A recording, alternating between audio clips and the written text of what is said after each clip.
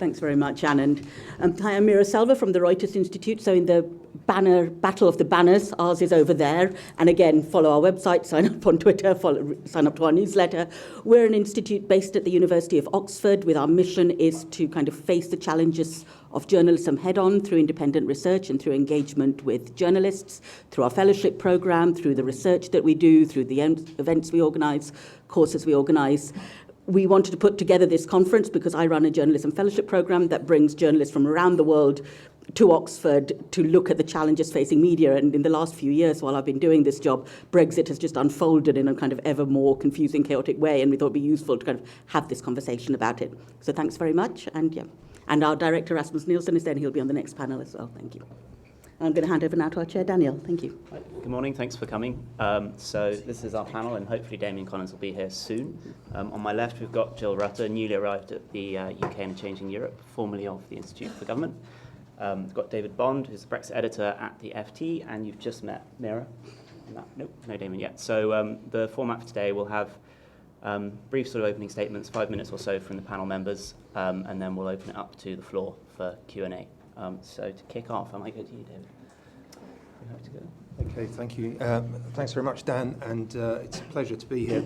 I thought I might just open up by giving you a bit of an insight into how the FT, or how important the Brexit story is to the FT, before we sort of get into broader stuff about the rest of the UK and European media. I should caveat this with the fact that I've only been in post for 3 months. So the Brexit story, while it's obviously not new to me, it's the intricacies of the phytosanitary regime and various other sort of curiosities of EU bureaucracy are still fairly new. But I do know the media. I was a previous media correspondent for the FT, and also did security and defence for my previous role. But I'm still getting my head around Brexit, but nevertheless, I thought I'd just give you some insight into how the FT sees it. I mean, along with the Trump story, it is undoubtedly the most important driver of subscribers, clearly being a paywall funded news organisation. It's incredibly important that we drive new subscribers. We now have over 1 million paid for subscribers, with the vast majority of those around 800,000 online. And because it's actually harder for us to compete with the big US news brands, the New York Times, Washington Post, and the broadcast networks, Brexit is actually somewhere where we clearly we have a competitive advantage, and where we really add value. So we cannot say enough that this is really a big story for us. To give you some stats to back that up, we saw a 600% surge in digital subscription sales over the weekend following the EU referendum. And Brexit remains the highest converting topic, to use the marketing jargon, when it comes to driving subscriptions. Brexit articles have 2.5 times more page views than the average FT piece. Brexit articles also enjoy a sort of average time on page of 30 seconds longer than the average FT piece. So, and accounts for 14% of all FT traffic over the last 6 months. So, whereas I think there might be a concern over Brexit fatigue in the rest of the media, where, I think certainly Meera and some of the research the Reuters Institute has done has shown that, people are just fed up with it. I think certainly for FT readers, they can't sort of take their eyes off the car crash. And if you look at the comments, and there are hundreds and hundreds of comments after our stories, even on sort of slightly sort of, incremental, sort of update stories which we run, there can be up to 300, 400, 500, comments at the end of them, because our readers, and, there is a sort of assumption that most of our readers are sort of more, remain than leave, but there is just so much anger from the comments, and you sort of get this real sense of engagement with it. So, there is a sort of, certainly for me as the Brexit editor, there is a kind of, we constantly have to be thinking about, are we doing too much on Brexit? Every day my news list has 5 or 6 stories on it, which are all Brexit related, even stories which can be about, the wider economy, or, particular sectors or companies. They have a Brexit angle on them. And they sort of, we cannot ignore it. We have to keep doing it because clearly that is what the readers want. So, do you ever feel pressure, sort of periods like August, for example, where there's not actually any major developments going on, but there's still this demand for Brexit news? Do you feel pressure to produce Brexit news when it's not happening? Yeah, and I think because it's obviously been such a sort of hot topic for us for so long, there is a sort of tendency to over-commission on that even during the quieter periods. I mean, yesterday's a good case in point. Actually, it sort of ran out of steam a bit, the story. It sort of hit a bit of a pause. Whereas the previous day had been like, oh, this is the moment, it's all going to collapse, the talks are falling apart, and then actually that didn't happen. So, we are constantly having to sense check whether we are doing too much. But the readers keep telling us, give us more. Right, Damian's arrived. Thanks. Hi. Good morning. Do you want to go straight into it, or do you want to... Yeah, I'm very happy to. I suppose I'm Damian Collins. I chair the Digital Culture, Media and Sport Committee. So we have both, on behalf of Parliament, oversight on media policy, but also digital policy as well. And obviously the overlap between those two things has been something that we've taken an increasingly large interest in, because I think it's interesting to reflect on where do people get their news from now. And I think Brexit is a good showcase for that, in that I think people increasingly are getting news from non-traditional sources. They're seeking news or having news played to them through social media rather than going to a curated space to consume it. And I think the latest studies show that about half of people in this country now get part of their news from social media, which means that rather than going to a newspaper or a news website or listening to a broadcast bulletin or watching one, they are consuming news in bite-sized chunks distributed through the algorithms of social media based on who they follow, things they've looked at in the past, things they've taken an interest in the past.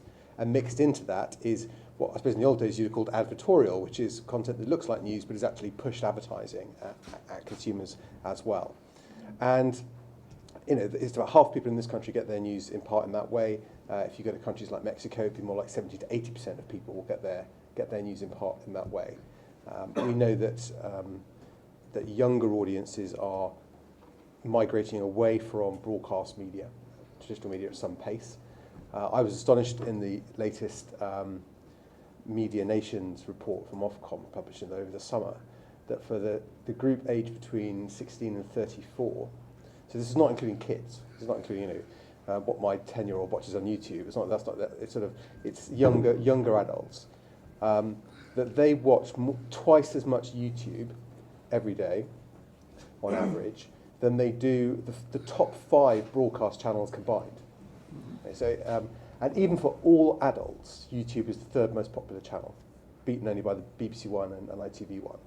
So as a context, as to look at the landscape, where do people go for their information? Because we could beat ourselves up over how good a job is the BBC doing at balancing Brexit, or how well is it being covered by the newspapers, is that for many people they will be bypassing those media altogether. And they'll be seeing glimpses of that coverage mixed in with a lot of other stuff that they're consuming.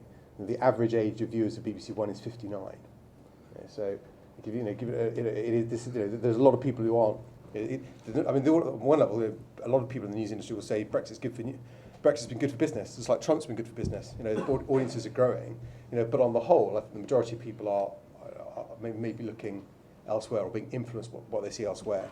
And of course, as you all know as well, there are sort of important factors when you consider news being circulated through social media and the preponderance of social media as a medium, is that people tend to get more of the same.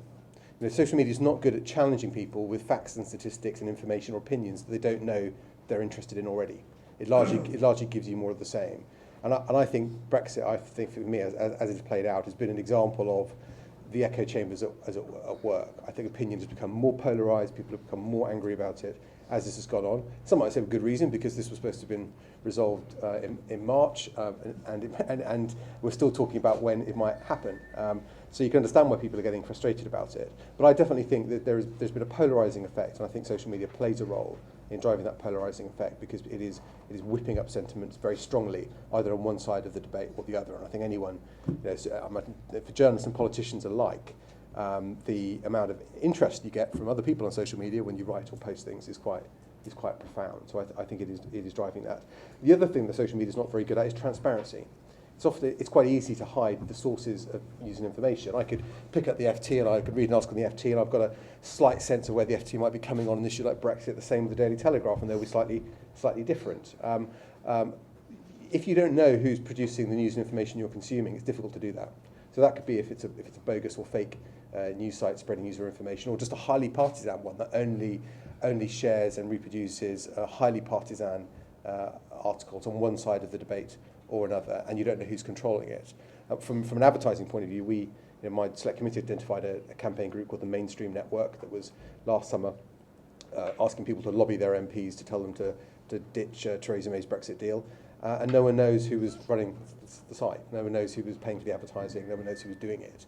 And I think that's an important thing that is missing often on social media, is that people can get the mistaken impression that something is popular simply because they see a lot of it, but it could be because they're being targeted with it because they're in a particular group, and they don't always know who's producing that content and information.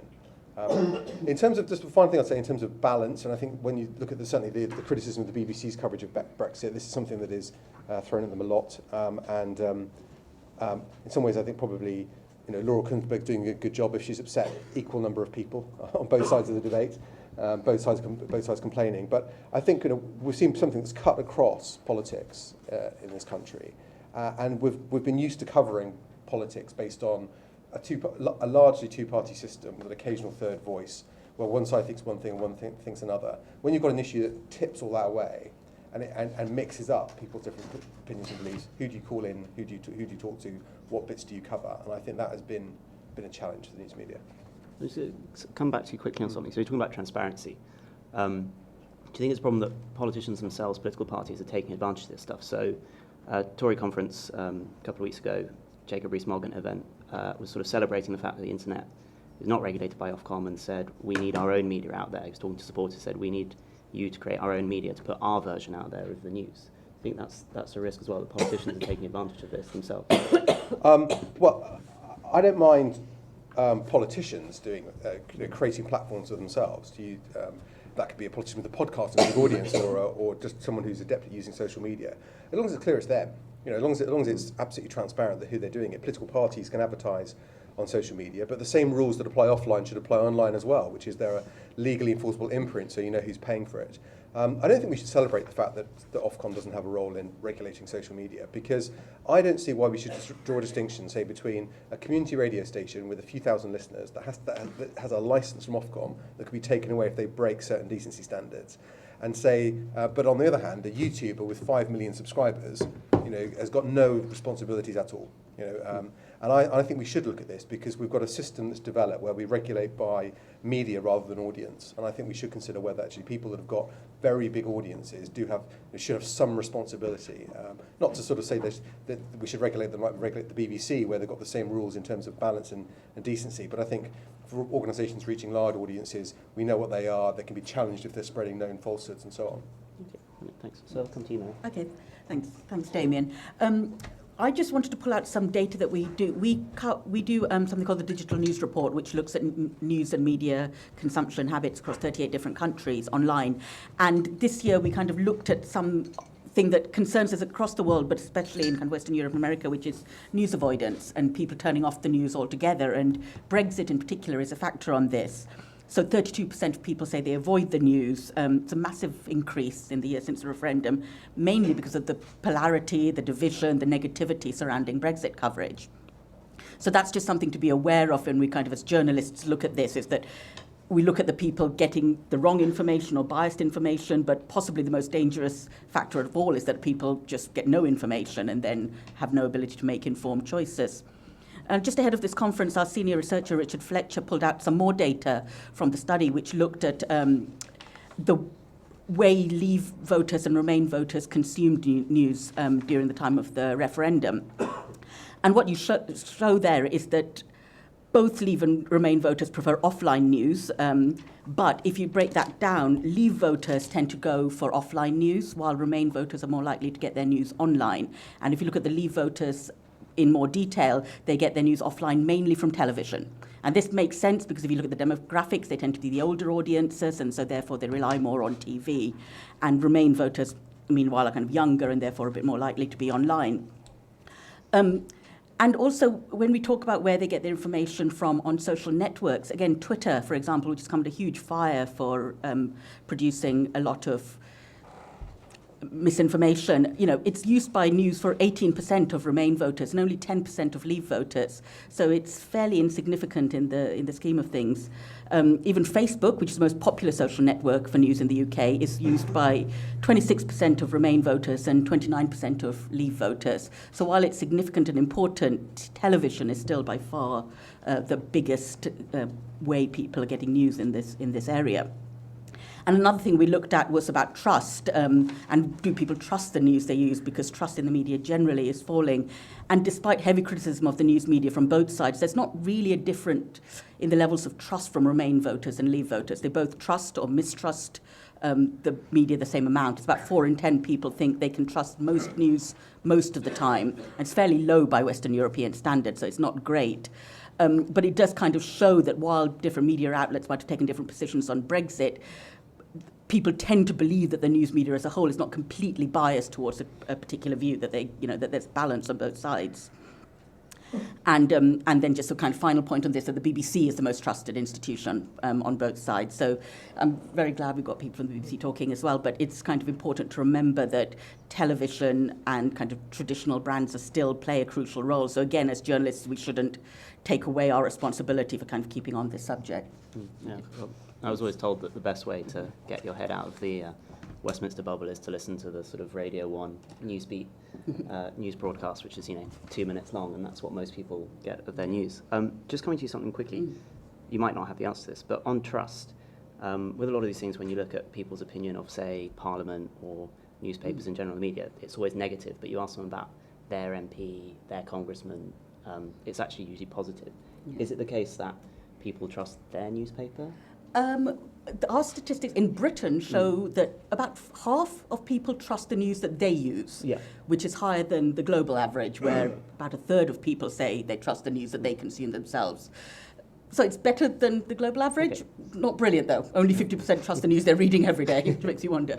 And Jill, do you want to round us off? Yes, so I'm Jill Rutter. I'm now at UK and Changing Europe, but as Daniel said at the start, I've been working at the Institute for Government on Brexit, not quite since the referendum. So I'm just going to give a sort of slightly different perspective, which is a perspective from somebody who is at the other end of the journalist food chain, so quite often rung up a peer and stuff like that. What's gone well and what's gone badly, I think, looking at the way in which the media has treated Brexit. So I think there are some things that actually have been some quite positive developments. There's clearly, Brexit is the sort of box set that you've been binge watching, if you like it, for the last 3 years. And clearly there are quite a lot of people who do really, really like it, very fortunately for David and the FT. We saw that, and the surges that you've seen, particularly when there are big parliamentary moments on Parliament Live.tv and on BBC Parliament, which have had record viewerships from those sort of crunch parliamentary votes and people being introduced to parliamentary procedures who'd never done it before. I think there's been quite an interesting accompanying phenomenon of what I might call the rise of explainer journalism, which I think has been quite useful. BBC has instituted its own reality check. Do have a reservation about how much their own correspondents and presenters use their reality check, but I think the fact that the BBC do have reality check is a very good development. They use UK and Change Europe, Institute for Government, lots of other people on their Ask the Expert things, where they deliberately have segments on the news channel where people can put in questions, even quite basic questions. They've even put people like Anand Menon, Catherine Barnard, even me, on Question Time, which I think is a slightly unprecedented move as a result of Brexit. So I think there is a bit of a demand for actually, just understanding the background. After all, the day after the referendum, I think the most searched thing on Google was, what is the European Union? So, we are coming from behind. There's been a rise, I think, in the sort of long read, slow journalism, a lot of podcasts. If you want, deeply nerdy podcasts about Brexit, there are a lot of deeply nerdy podcasts around that. The rise of the star Brussels correspondent, which I think is quite an interesting phenomenon. I think one of the most interesting phenomenon is the fact that actually the Telegraph employs Peter Foster, the Sun and the Express have employed Nick Gutteridge, who are two Brussels or Europe correspondents who actually, report really in quite a lot of depth and actually very well informed stuff out of quite balanced stuff or whatever. It's also made a bit of a star on social media, has allowed us to access other people's views, so it's much easier to consume foreign media. So a lot of us wait for Saturday to see what Tony Connolly, RTE's correspondent, has been doing, because if you want the best take about what's going on, in particular where the Irish are, then you need Tony Connolly. But I think there are some downsides as well. So that's very positive. Those are, I think, things that have gone well. I think the real thing that Brexit has exposed is just the very poor way EU issues have been understood and reported, not since Brexit, but in the run-up to Brexit, those 40-odd years when we were an EU member, and we treated basically Brussels as a place where we reported out battles between a battling UK government seeing off all these pesky foreigners, winning for Britain, stuff like that. And we never really understood the nature of our relationship with the EU, what we got out of it, etc. So I think there's been a massive collective learning curve we've all got to go up. And congratulations, I think, to those correspondents who recognised that early on and asked for specific briefing meetings to get themselves up that learning curve very rapidly. Big thumbs down to those who, even 3 years on, showed they still, despite being in the front line of reporting, had not bothered to find out really, or made a virtue of not understanding what the single market was, what the customs union was, and stuff like that. So I think the sort of interesting thing is what it's done to the broadcasters in particular, because I think we know more or less when we consume the press what we're going to get from the press. I think it's quite interesting that sometimes that the mismatch, if you like, between the reporting on the front page of papers and some of the editorial lines, which don't seem to, some of the papers have actually taken any notice of the reporting or whatever. But I think the BBC has been caught in the crossfire of this, what does impartiality mean when the debate is polarising around that. And in a sense, it's a problem because both sides, the two sides are dealing in very different currencies. And I think this is one of the things that makes it incredibly difficult for people like the BBC to deal with. And actually the same way as it makes it very difficult for my old colleagues in the civil service to deal with, that this is a conflict between a sort of identity, values, big sovereignty, autonomy debate, and people who are arguing on, but the economics say it's going to cost us 2% of GDP. And that's a very difficult debate to get into and to sort of balance and to mediate. That's, in a sense, why the BBC is the bête noire of the sort of people who are the values politicians on both sides. They come in for as much grief from Andrew Adonis as being extraordinarily hostile to Remain, as they do from many of the Leavers or whatever. I think there's a real problem.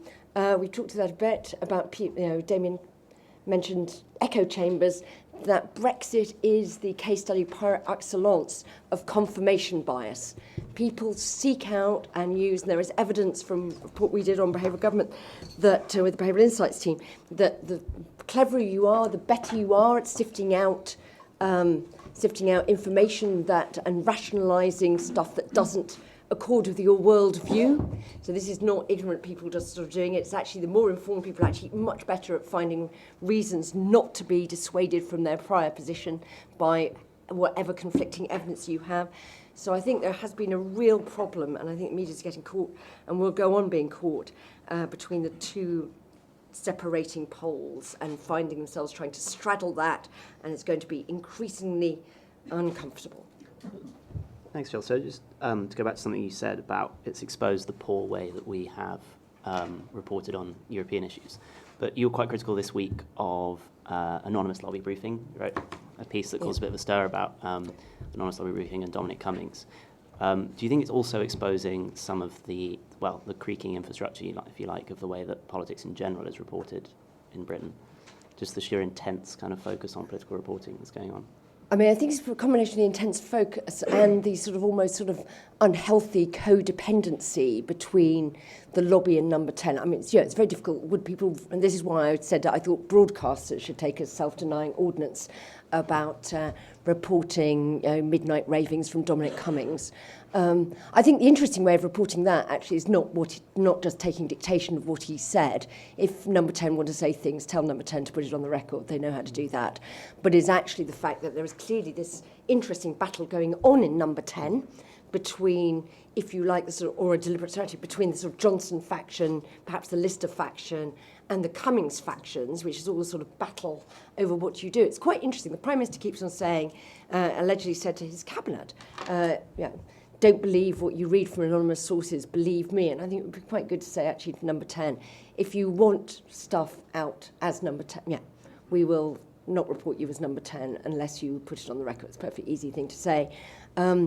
Whereas, clearly, I think journalists are being co-opted into being the sort of slightly useful idiots for Number 10. And that's why I had real reservations about what was going on. But I know a lot of people were saying, well, it's news, we have to report it, and stuff like that. I think it's a question of how you report it, as much as whether you should report it at all. Well, just to pick up on that point, I mean, certainly we've been having quite a lively debate in the FT this week about what we do about some of this anonymous stuff, because as Jill says, we can't ignore it. It's clearly significant. If it's coming from Cummings, and we have to sort of assume that it is, then clearly he is right at the heart of things and driving the Brexit process in the Johnson government. So we've been sort of, particularly with this memo to the Spectator, which came out late on Monday evening, I think it was. And in the end we reported it, but there was quite a lot of we were quite uncomfortable about a lot of it, and I think we have to kind of try and work out what we do. But anonymous briefings from sort of Number 10 or lobby spokespeople are hardly new. I think what's different here is that in the past, going back to the New Labour days with Damian McBride and Charlie Whelan and so on, and Alistair Campbell, there was a sense that they were trying to sort of steer journalists towards, sort of understanding why something was happening, rather than this, which is, clearly putting very, very important policy and, interpreting a call from the German Chancellor. And we got our Berlin correspondent to try and get a readout from the Berlin side, and they just wouldn't play ball at all. The Germans don't tend to do this sort of briefing off the record anyway. But, it became very difficult to substantiate. And so in that situation, how do you report something which is so clearly one-sided and you can't verify it? It's putting us in an extremely difficult position. I'll come to you you've been on the other side of the notepad, if you like. How do you see the relationship between journalists and politicians? Well, I think politicians develop relationships with journalists. There's no doubt about that, where there's a degree of trust on both sides, and journalists are in the business of getting stories. So they will go.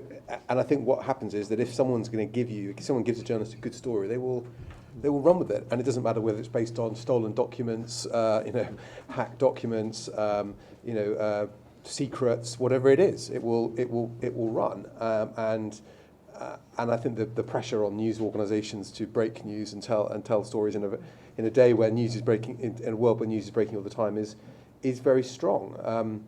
I think the Spectator piece, actually, I thought whoever the author of that is, although you probably don't need to be a kind of text analysis expert to work out who it might have been, but actually I think it summed up in a very cogent way what is the consensus view in Westminster on what the EU and the Irish government's negotiating position is. Their belief that they can ride this out, not make any concessions now, deal with the threat of a Conservative majority government in January when that problem arrives.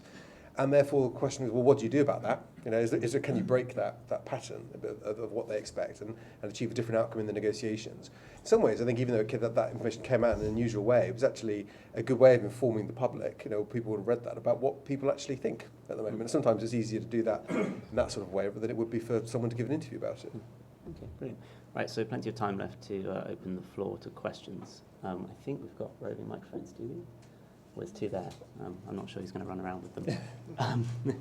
Should we come to this gentleman here? This way. So the question to the panel is about the Express and the Mail changing their editorial stance under new leadership and about their tribalism being a way to resist social media. So I might come to... Okay, well, in the case of the Daily Mail, Geordie Gray gave an interview to the Financial Times at the weekend, which outlined it fairly carefully, which is that it's coming to the end of the term, but also advertisers have returned to the Daily Mail. I think the Stop Funding Hate campaign, which called on readers to boycott products and services that advertised in certain newspapers, was, obviously relatively effective. So I think there's a sense that this is a kind of commercial decision. We have started, over 200 advertisers I think have returned to the Daily Mail. A sense that there was time for a change. The Daily Mail plays very differently on print and online, and possibly somebody who kind of bolsters the print side. David?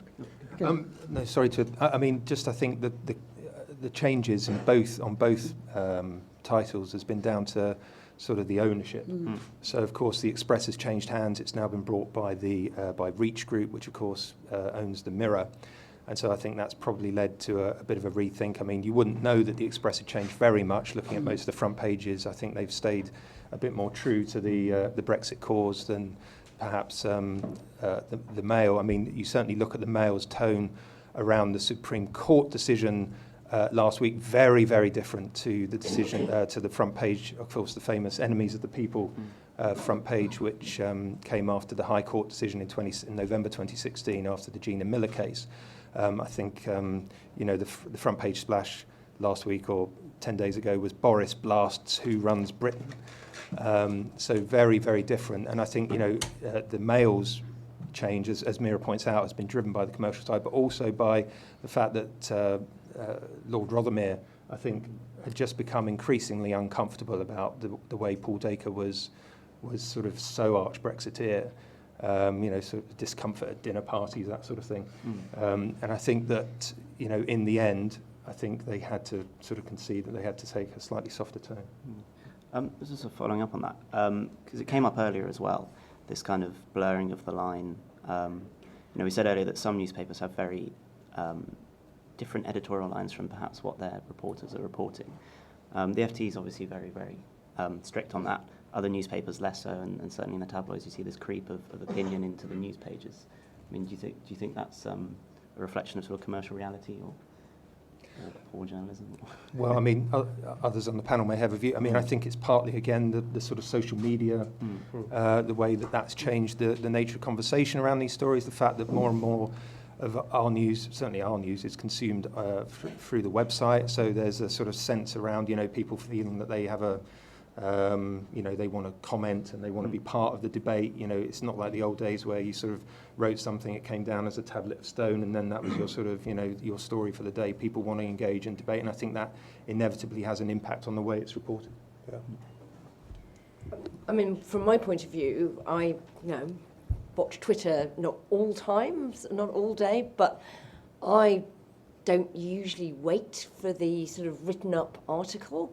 I will look to see the sort of immediate Twitter threads coming out of what are people making of that Barnier press conference, what's Katya Adler saying, what's, the other people who have been there doing, pick up sort of, Seb Payne thinks this is going on and stuff like that.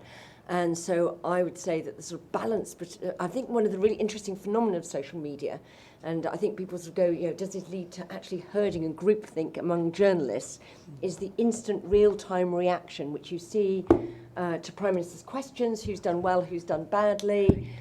You see to sort of events, is this matter and stuff like that. And I think that's really interesting. Everybody can see everybody's opinions in formation. We might then chuck in some links to something relevant that we've done and said, you know, hey, have you noticed that? I was doing that with Peter Foster tweeting out his Philip Hammond interview this morning saying actually the government's own analysis yonks ago showed exactly that, you know, independent trade policy was worth virtually nothing in terms of this. This is absolutely not news. So I think, you know, it sort of allows a bit of interaction there that you can pick up or question things. But I think that's become a much more immediate way. But I just wonder whether that actually means we make our decisions on things and what it means incredibly quickly without then sort of standing back and saying, actually, you know, with the benefit of a few hours reflection, you know, what did that really mean? So I don't know whether that's sort of, whether you feel, David, whether it's changed the environment within which journalists work. I might throw a slightly niche question on top of that as well. I was curious about how the FT feels about this, where journalists kind of tweeting first, tweeting threads, explaining all their thoughts, putting it out there for free for anyone who wants to read it, and then only then writing up a long That's analysis. how I get around the Telegraph table. Yeah, it's not ideal, that, actually. We you know, now sat on the news desk, having previously been a correspondent, I'm now sort of sat there trying to work out exactly what's, you know, kind of going on, and often I find out from Twitter from our own correspondents before they've actually rung in, but I think that's been a phenomenon for quite a while. But in terms of, you know, kind of does it, as Jill says, you know, I think there is obviously this push towards slower news, and it's quite interesting what James Harding is doing at Tortoise. You know, the whole kind of concept of that is that, you know, the world is just too difficult to understand at the moment. We just need to step back and try and work out what's going on. And there is a race, I think. People are too quick to try and jump on. I'm forever telling myself, you know, just don't think, you know, your initial impression of what this story is may not be the right one, and you need to just sort of report it out a bit more and see how things land. But, you know, it's quite hard to swim against that tide once the sort of agenda has been set. So I'm just going to come to Ragmus Nelson, who is in the audience, the director of the Reuters Institute, on echo chambers. I believe you have. I mean, I think there are two different ways to think about this problem that both Damian and Jill dwell on, which is, one is the question, are there people in the world who live lives where they primarily get news and information that reinforce and confirms their pre-existing views? The answer to that is clearly yes. The second subsidiary question, I think, then, are how many are there of these people, and why do they get their information this way? Our research, and this is broadly aligned with work from other countries too, suggests that there are far fewer of such people than you might think. We haven't finished looking at the data from the UK, but take the example of the United States. If you look at people who only consume clearly right-wing media, like Fox and Breitbart and the Wall Street Journal, it's less than 3% of the American population. It's quite a small number. And the second question then is, and we would expect to see the same here, as Meera rightly said, the by far most widely used sources of news, both amongst Leave voters and Remain voters, are the BBC, ITV, and Sky. And then you get to newspapers, some of whom have taken a very clear editorial line, like the Mail and the Sun and the Guardian, but they have far fewer readers. And most of those readers will also rely on one of the broadcasters. The second question then is if people live in echo chambers, why is that so? And our work, and this again is completely aligned with scientific research in other countries, is that if they live such lives, it's because they choose to. It's self-selection. They actively seek out this information. And contrary to the sort of constantly resurrected zombie idea of filter bubbles, there is very little evidence that algorithmic selection in fact drive people into echo chambers. To the contrary, the people who rely on social media and search for news use significantly more and significantly more diverse sources of news than people who don't. So I might come to you on this, Damian, then. Is it really that bad? And for those people who are there, if they're there voluntarily, what can you do about it? Well, I think if you start by saying where do people spend their time, you know, when they're looking for information, and you know, the Ofcom studies show that I think certainly for younger audiences, they spend more time on in terms of like consuming video. What is it? They spend more time playing games and watching YouTube or Netflix than they do watching broadcast content. And I saw there's Facebook, I think, claimed that I think in America people spend on average 46 minutes a day on Facebook. You know, which based on which would mean that that's about a third to a half of the time they spend consuming content a day. So what do they see when they're there? Now, they might see, and it could be quite difficult to identify alternative news sources other than the big news brands, because they're probably still going to have a bigger audience in that space. But mixed in that is going to be a lot of really small stuff too. We saw the investigation Politico did into Tommy Robinson on Facebook. I thought was quite interesting. End of last year, where they showed that fake news websites news websites were created that within a few weeks were getting hits in the millions for their stories. So they weren't brands that had built an audience. The stories were largely being promoted through Facebook groups, which had hundreds of thousands of members in each. Each story posted to the top of a group goes immediately to the top of the newsfeed of someone who's on Facebook. Now, these could be myriad different sources of information. They will also be selecting randomly stories from traditional media as well to mix in with that, where those stories happen to conform to the bias of the person who's promoting a particular message or worldview. So my concern is that there's this big pipe of stuff that people look at all the time, and a lot of it's directed through the algorithms of social media. And the only purpose of those algorithms is to keep you there for as long as possible. On YouTube, 70% of what people watch on YouTube they don't search for. It's played for them automatically by YouTube, by guessing what they're most interested in. Now that could be a mixture of movies and how to do stuff and all the rest of it. But when people start looking for political content and other sorts of information, what are they seeing? It's not being driven necessarily by a rational, analysis of news and information, a decision on what you want to watch. A lot of what you may see is being played for you, and that's going to be based on the algorithm's job is to guess what you're most interested in, therefore to give you more of the same. So my concern is if there's this shift in pattern and behaviour away from edited, curated content towards content served up on demand, then what does news look like in that environment? And my concern is actually news will be increasingly biased towards the interests of the viewer. And if the viewer has got a particularly strong view on one topic or another, then that will be played out. Now, they may still look at, and I said earlier, half of people get their news from social media. They don't only get their news from social media. It's one of the sources they go to. But if it's the source where they spend increasingly more of their time, messages and stories promoted there may well create the false impression that these views are more widely held than people realise they are. I don't think people necessarily understand that what they see on Facebook is based on what they and their friends are interested in on Facebook. I think a lot of people think it's a general view based on what all users do and what all users are interested in, rather than just something that's been prepared for them. During the referendum, on both sides of the debate, you'd constantly hear people say, I don't believe the opinion polls, this isn't going to be close at all. Everyone I know is going to vote X, because that's what they were seeing. But is there something that can be done about it? They argue that they're handling billions, trillions of posts and things every single day and huge amounts of data. Is there something that you can do about it? Yeah, you can. I think you can. So where it's push promoted content, be it advertising, certainly from advertising, then it should be really transparent who is promoting it. You should easily be able to see who is doing it. But anyone can set up a Facebook group without being a company, without any transparency whatsoever. Yeah, so I think if you're operating a group over a certain size, then again there should be transparency on that. Same with page with a certain number of followers, so you can see who the administrators are. You can see, you maybe find some basic information about them, so you can see who's operating it and who's doing it.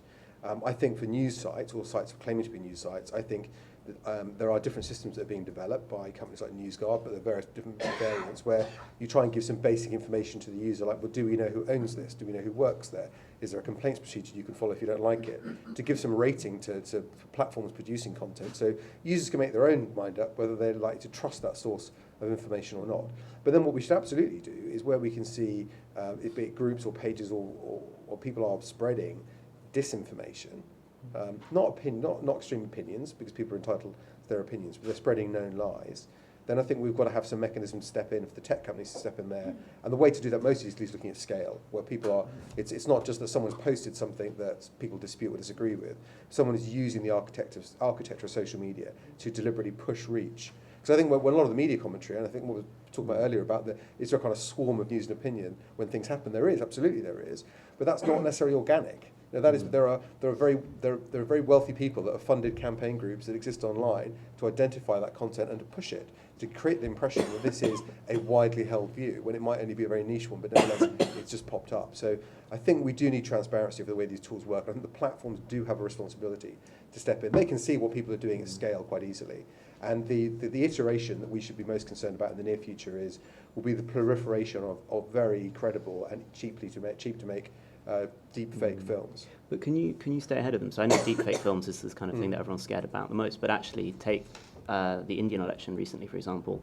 and I think in Nigeria as well, things spread through WhatsApp, and you can't see it. It's encrypted. You can't see these kind of group posts. And I know Facebook have done something, so they limited the number of people you can forward messages to and things like that. But ultimately, you can't see that, and it's no different to kind of rumours being spread in the pub. Well, the limiting the spreading, they do some studies show they do believe that has dampened the impact of disinformation. It's much harder news like that spreading through encrypted media. There's no doubt about that. But we don't even have a consensus of what to do in the more open view space. You know, the Nancy Pelosi film, and I think it's quite interesting as well, because even under American legislation, there's not an absolute view there. YouTube decided to take the film down, Facebook didn't. Facebook just put a marker on saying that this is disputed. But as these, I think what we'd certainly want, I think if there's a clear fake film that's been put out, it's been created for, you know, it's malicious, it's been designed to try and influence how someone's going to vote in an election, or to short the share price of the company, or, you know, maybe it's a kind of film suggesting that a famous sports star is injured when they're not, so they might not play, which affects the betting markets. This is a tool that is not open, not just to, you know, to influence democracy, but for widespread fraud. And I think in a world like that, we should have the power to go to YouTube and Facebook and say, this has been demonstrated to be a fake, and it should be removed. And there should be, and what you could also do is identify people who engage with that content and send them a message saying, you know, that film you watched has now been removed because it was fake. But we don't even have, and these may still not solve all the problems, you know, at all. But it would be a very good first step. But at the moment, we're in a position where companies like Facebook do not believe that they should be making those sorts of judgments. Did you want to come in on that, Mary? Shall I go back to that? You can go back to that. So any more questions? Or? Did you want to come back, Rasmus? You want to come back quickly? I'm sorry. I mean, just very quickly, I just wanted to amplify that the greater concern, it seems to me, and the one that's better supported by evidence, is the point that Damian makes now, that the way in which we engage with news and information online is so driven by our interest and by commercial attempts to cater to our interest, that the fact that most people are not very interested in news and public affairs means that most people consume almost no information about it online. So something like 3% of the time we spend online is spent with news and information.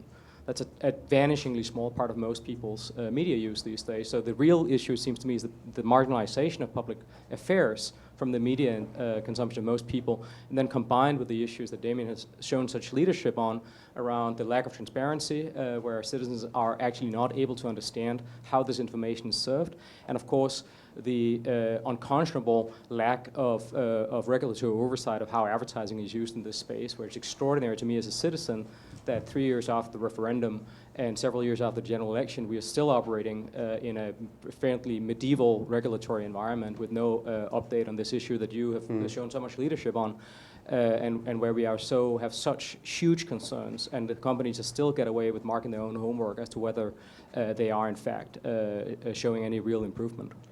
If I say very, very quickly on that, I think it's very important. I think there's a real danger we move to a world, somewhere we're already pretty close to it, where there's a group of people that are behind the paywall of the New York Times and the Times and the FT, and are very well informed, or even pay the license fee. I could see a lot of young people decide they don't need to pay the license fee anymore. And then there's another group, as you say, who quite happy with YouTube and Netflix and Facebook, and you know, will maybe become relatively ill-informed because news has become a siloed product. Right, should we go back to the audience then? I think there were a few more hands this time. I totally appreciate what Jill was saying, that Brexit has led to the growth of an industry of experts, and I'm certainly much better informed about the EU than I was, say, 3 years ago. But then I appreciate that I'm a bit of a geek, as I expect most people in this room are, and, you know, as to the previous speaker, you know, most people are not engaging in a huge amount of detail with the news. They are getting it from that little section of the Radio 1 headlines. And yet a lot of the issues are very, very complex. It seems to me that broadcast media really struggles with conveying complexity in short amounts of time, and that's kind of leading to quite a lot of misunderstandings of some of the issues here. Okay, and then see the hands again, sorry. Is it Michael over there? Okay. Yes, it was interesting what David said about Lord Rothermere, because Lord Rothermere is actually quite a strong Remainer, and his wife. And I remember once putting this in one of my pieces at about 10 to 7 on Channel 4 News, and the lawyer came along and said, "How you can't say that. You can't say that. It's defamatory to describe the." And as I couldn't prove at 10 to 7 that he was a Remainer, I had to take it out. But I mean, Jill spoke about the the learning, and we've all been talking about how all the journalists have got to learn all about, how Europe works, and we've been terrible about that, including myself. But it's not only that. I mean, more important, I think, is that we've rapidly realised how little we understand our own country and why people voted Brexit. I mean, when I was on Channel 4 News, I could only find 2 journalists on the programme out of about, 70 or 80, who actually had voted Brexit, or at least admitted to it, which in itself is interesting. And one of those was on the left, and the other one, I think, had changed their mind. So, and it was probably the same in every other broadcast newsroom. I mean, maybe not quite the same proportions, but getting on that way. And there have been efforts by broadcasters now rapidly to try and catch up with what Northern England thinks and so on. And Channel 4 opening new offices in the north, and the BBC employing Alex Forsyth as a roving political reporter, correspondent to go around the country, reflecting the opinion in other areas, and particularly in Brexit areas. But it's there's a lot of catching up to do in understanding what that mood that led to us voting Brexit, and a mood that is going to affect politics long beyond the resolution of the whole Brexit crisis. Right, where should we start? So, I can start on that point, Michael's point. Absolutely, they're not journalists in the media and politicians not understanding their own country.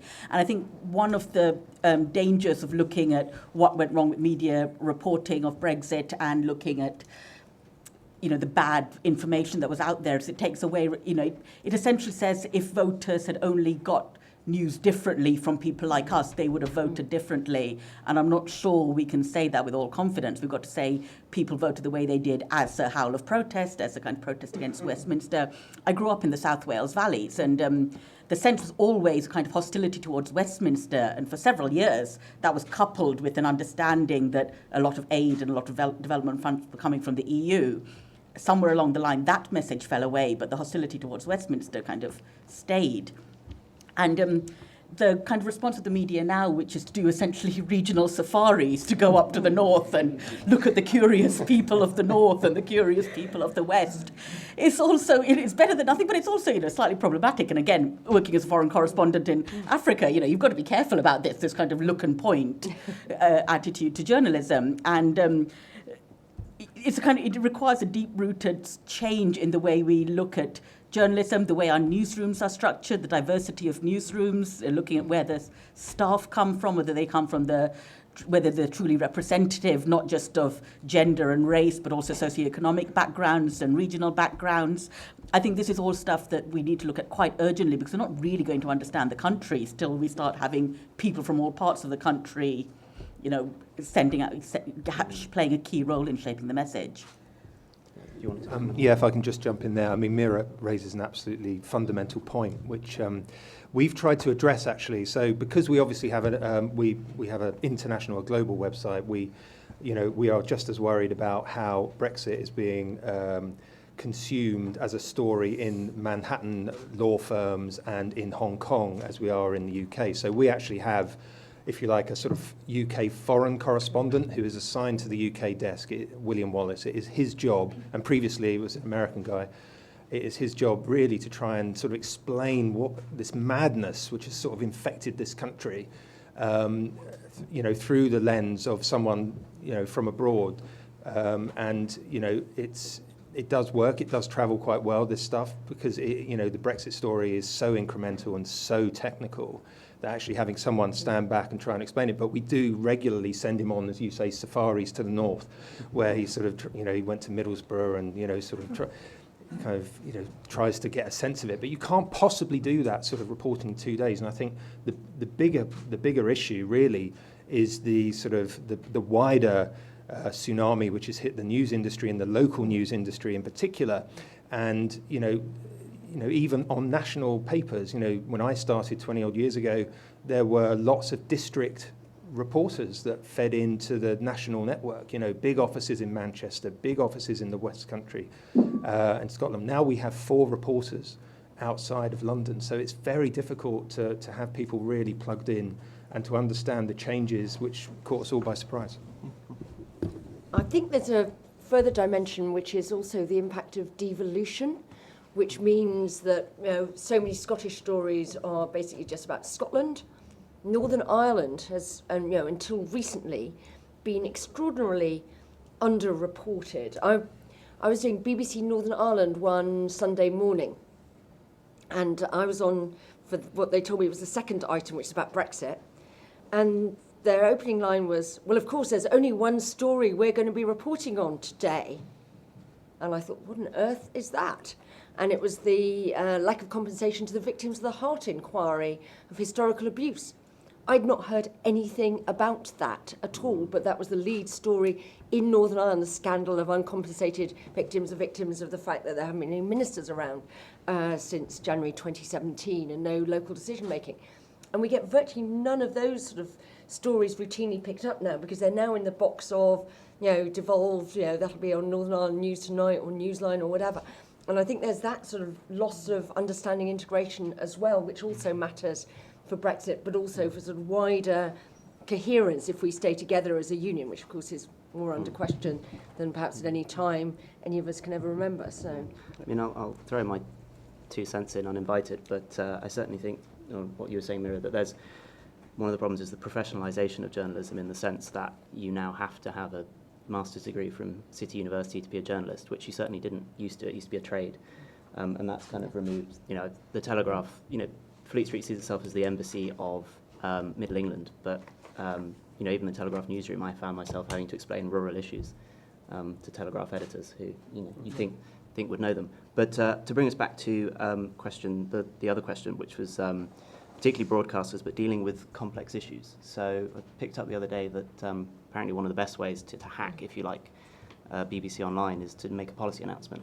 It's much easier for the government to just chuck out a policy and get on the front page of BBC Online than it is, for the opposition to make news without a policy announcement. But this kind of broadcasters, and the BBC in particular, dealing with complexity, as opposed to sort of 2-day reporting from the north. Thoughts? I think it's always been difficult to get media to understand complexity. That's very often to government advantage, because you don't actually want people to do that. And I think the sort of first master of it's much easier if you just brief out a few of the headlines before people can actually see any of the detail, and then they won't bother to look at the detail where the nasties are buried, was Alistair Campbell, which is part of his professionalisation of the government communications service. It's basically say you can manipulate the media if you give your tame journalist so this is why I think the sort of Dominic Cummings stuff isn't new, just gone in a different direction. But Alistair Campbell would brief out the headlines or whatever. You wouldn't see the full paper. By the time you actually published the thing, which discovered it was much more complex, there were losers as well as winners, etc., etc., it was no longer news. But everybody had moved on, because people say, no, we covered that yesterday off the back of the sort of announcement, things like that. I think, at the time I argued that that was another area where the press could actually force government to be more honest by saying, we'll report this when you actually publish the full thing, not when you just give us a few top lines. But I think that's actually one reason why I do think actually the advent of people being prepared to stand back and say, actually, you need some explanations. One of my favourite programmes at the moment is The Briefing Room on Radio 4, which I think is really interesting to say, actually, you've probably come to this story a bit late and forgotten why Trump-Ukraine is a thing. So actually we're going to stand back, because that's the other thing is, you come late to stories, it's very difficult to back construct how on earth did we get here. It's like sort of jumping on a very moving bus, so it's incredibly useful to have that sort of emergence of explainers, slow journalism is a bit of an antidote to, if you weren't looking, you'll have missed it and you won't understand this thing that's now going to run forever. But I think we've always, the thing is, we've never understood the EU, and we don't understand politics in EU countries, because the other part is we've withdrawn correspondence from a lot of EU countries, and we deliberately misinterpret what EU leaders say all the time. So the reporting, and it's quite interesting to me that nobody sits and says, why are we reporting that Angela Merkel has given Boris Johnson 30 days to come up with a great proposal, when that is absolutely not how the local people are reporting it. That is not a difficult thing to say. Why are you doing that when they think, and they listen to her speaking German, they think she said this. Yeah, so we're quite lazy in those We'll come to you on this because obviously the FT does a lot of complex coverage, but you've also started moving into videos and trying to get this down. So in terms of broadcast complexity, Well, we have actually. I was going to do a different thing, which is speak as a sort of former broadcaster, former BBC journalist. I'm going to speak in defence of the broadcast and the TV reporter. And Michael might appreciate this. It's very, very difficult to get complexity into a 2-minute TV package on the 10 o'clock news. I mean, I think actually the BBC and all the broadcasters do a fantastic job in trying to explain this story because it is very technical, it is very difficult. And for those sort of bulletins that are getting sort of, in the case of the 10 o'clock news, 4 million people a night, they are trying to explain this to a broader general audience. So you cannot sort of, there isn't the time and also there isn't the sort of editorial appetite to go too deep. And I think the way that Laura Koonsberg sort of builds these sort of difficult themes out in her live 2 ways, I think they do a terrific job. But of course, we can't ignore the fact that the website and the BBC website is read by many, many millions more. And, people are consuming that in much greater detail online. So I think the combination of the two hopefully will deal with that issue of complexity. I think we might, So I think we're going to have to call it to a close there, but you've got another great panel coming up, so don't disappear. But thank you very much for coming this morning. Thank you.